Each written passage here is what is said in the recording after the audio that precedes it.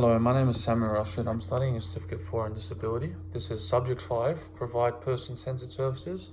This is Case Study 1, Task 2, planning the meeting.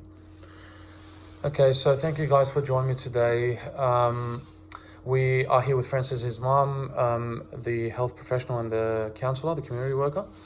And we had a meeting prior to this discussing Francis and his goals and what he would like to do. And today's meeting is to follow up on that, and we are actually going to develop the action plan today moving forward. So Francis's needs, as discussed before in the previous meeting, were that he'd like a bit more freedom when it comes to his mobility, and would like to improve his speech communication skills so he can communicate better with his friends and the people around him. And he also wants to schedule respite care often, and also would like to make more friends. So Francis, we are here to discuss with you how much physical therapy and speech therapy you would like to do without it impacting greatly on your health and well-being. So I'm going to throw it over to you to let me know and let us know how many sessions you would like to do of speech therapy and physical therapy. Well, for speech therapy, I think one session twice a week. Yep. And physio, I need to get better quick.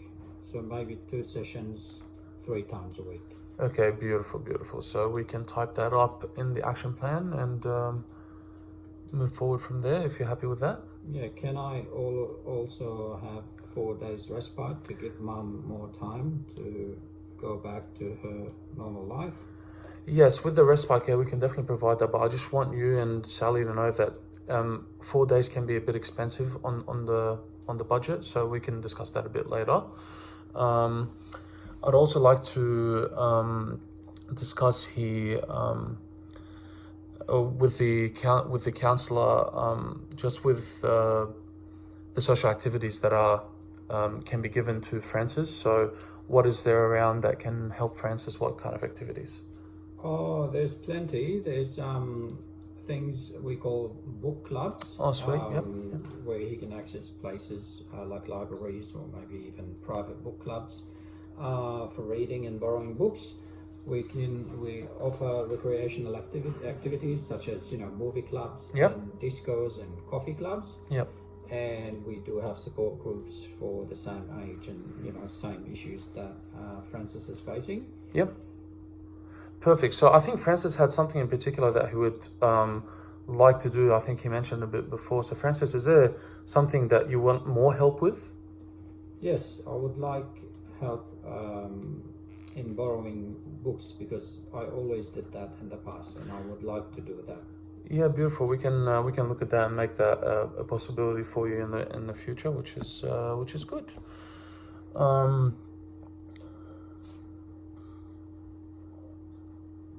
So now we're gonna just discuss the budget to do with the respite care and just for the physiotherapy and the speech therapy that will help Francis achieve his goals. So talking to you, the community worker, how can we help Sally and Francis with their budget? What is covered by NDIS? What is not covered?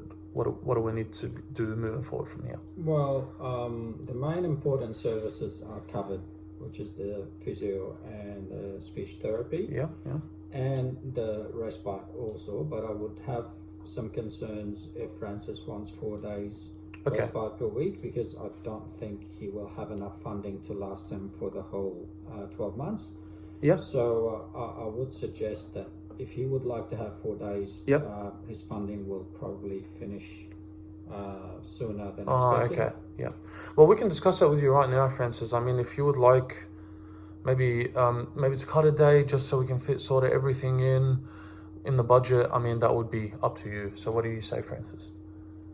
I'm still happy to have 3 days respite a week if that works out better for me. Okay, perfect. That's I think that will be good.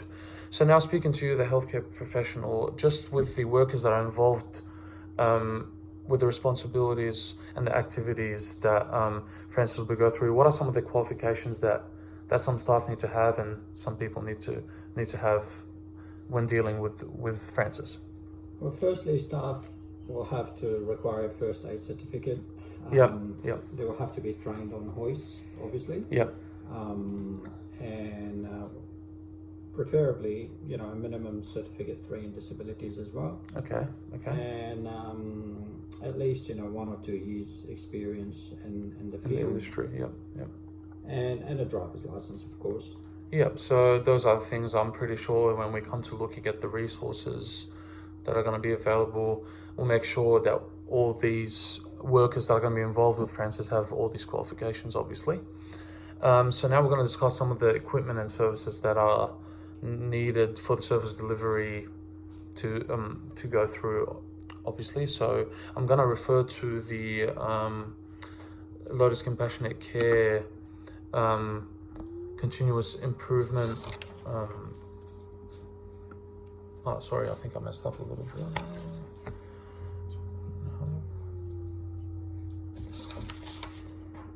Okay, so at Lotus Compassionate Care, we have mobility aids and equipment, which is available in the respite care. But when it comes to the physical therapy equipment and the speech therapy equipment, such as, just bear with me, sorry, such as,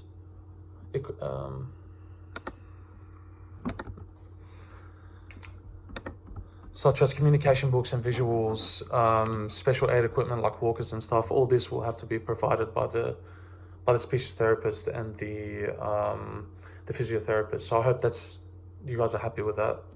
Yes. Which is good. So now we're gonna speak about speaking to the councillor, we're gonna speak about some of the activities provided and sponsored by the local government that Francis can join, which we did mention before, stuff you said like book clubs and... Well, support groups are funded, and book clubs. Yeah.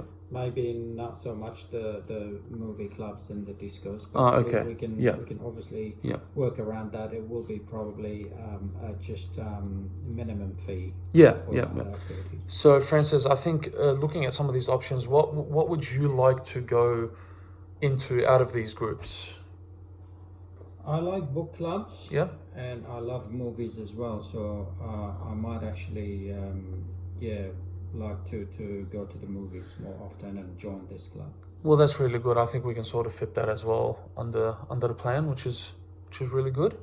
So now I'm going to just speak about the evaluation process that Lotus Compassionate Care provides. So the continuous improvement to maintain this high quality of service provided by the clients, Lotus engages in regular reviews of each individualized plan.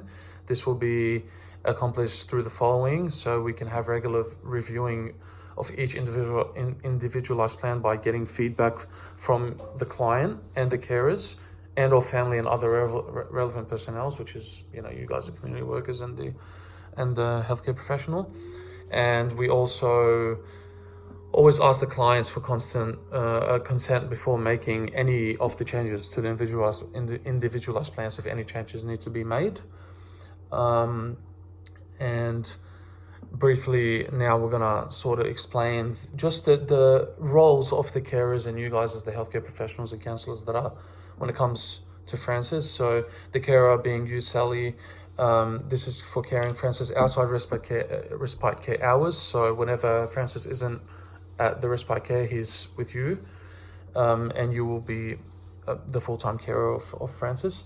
For the healthcare professional, giving evidence on Francis' health concerns, helping the support worker, which is me, come up with the person-centered responses, etc. So we will liaise a lot going forward. That's the same for the community worker, giving advice on community services that Francis will need to apply for. So also we will liaise on that moving forward. So if there are any other questions, I think we're happy with the meeting. Well, no questions, but I would like us to start as soon as we can. Yes. Moving forward, we will definitely work to provide this as quick as possible. Thank you.